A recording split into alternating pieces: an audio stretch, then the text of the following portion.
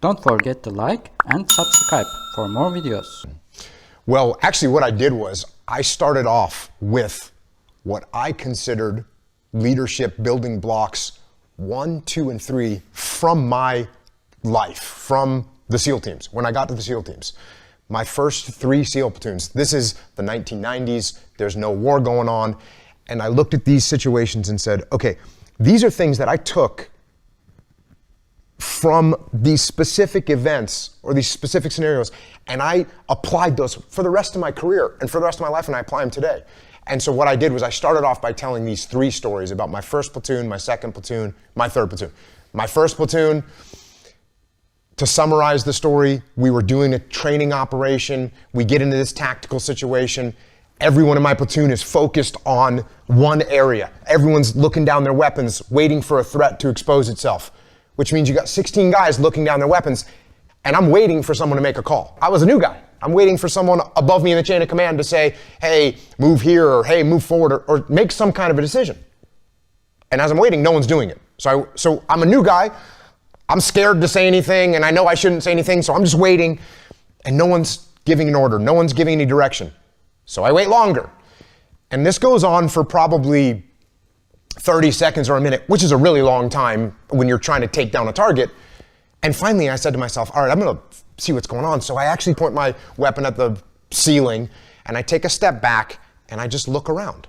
And I see that every single person in my platoon, including my platoon commander, including the assistant platoon commander, including the platoon leading petty officer, everyone is just focused on their weapons and no one's making a decision. And I can see this. And because I'm looking around and I'm detached from the scenario, just by 8 inches, I stepped back and looked around.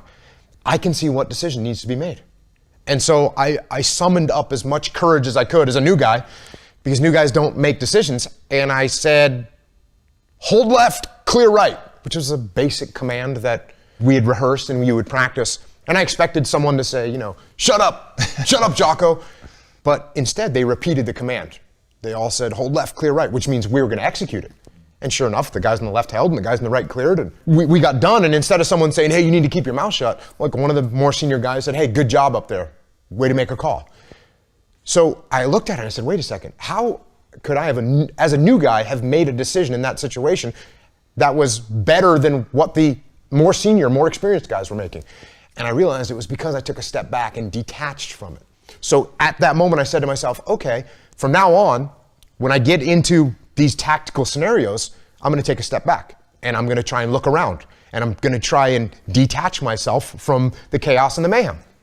And I started doing it all the time. In every tactical situation, in the land warfare, in the mountains, in the urban environments, I was doing it all the time. And I was able to see what was happening. It was like a superpower to be able to see what was happening and make decisions. And so then I actually started doing it when I was having conversations.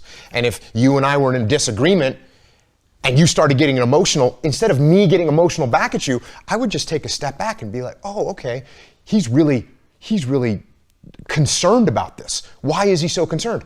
What does he see that I don't see? And I started actually just detaching all the time. And that became a very powerful tool in leadership that I use to this day. My second platoon, we have a great platoon chief, we have a great platoon LPO, we have a great assistant platoon commander, but our platoon commander, the guy actually in charge of the whole platoon, he's not very experienced. He had come from a different job in the Navy, so he didn't have a lot of experience, and which is fine. It's okay to be inexperienced as a leader. You can get through that. As long as you're humble and you listen and you take advice from other people, you should be able to do fine. No one expects you to know everything as a leader.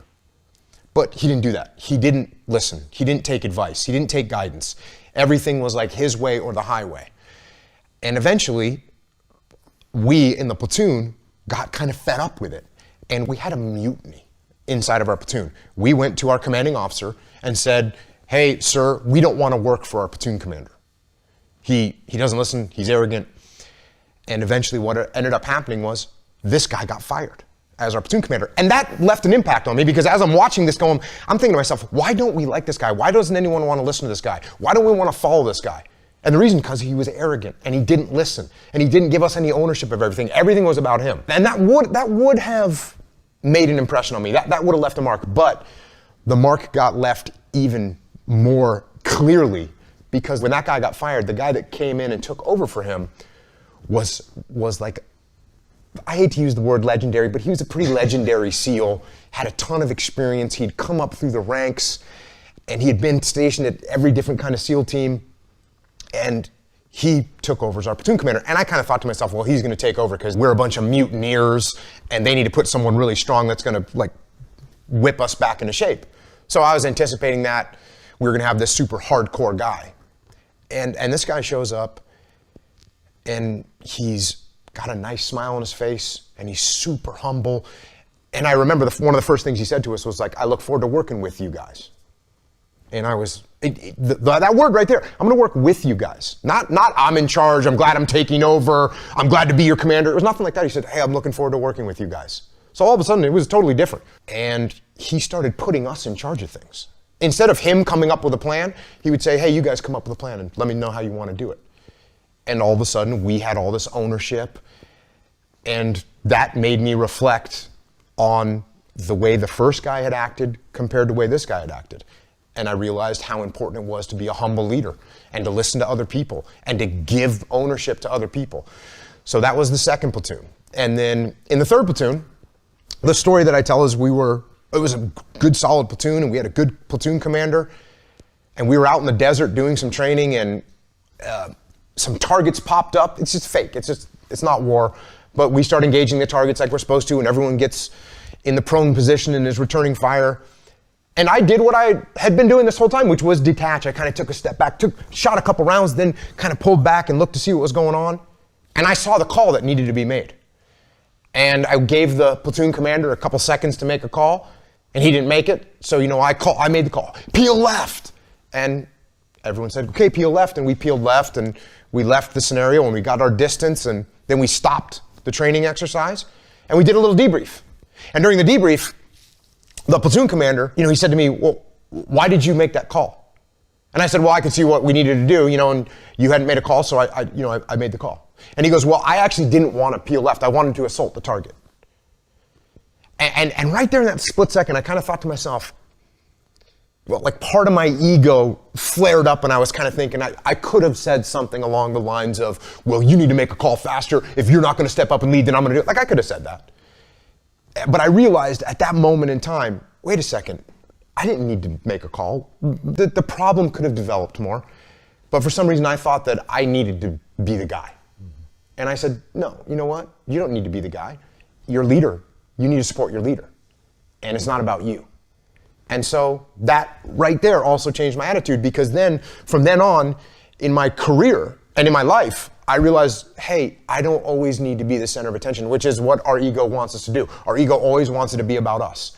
And it's not about us. It's not about us at all. In fact, in a situation like that, where the platoon commander wants to do something, maybe he sees something that I don't see, maybe he's got a different strategic objective that he wants to accomplish, and I'm undermining that.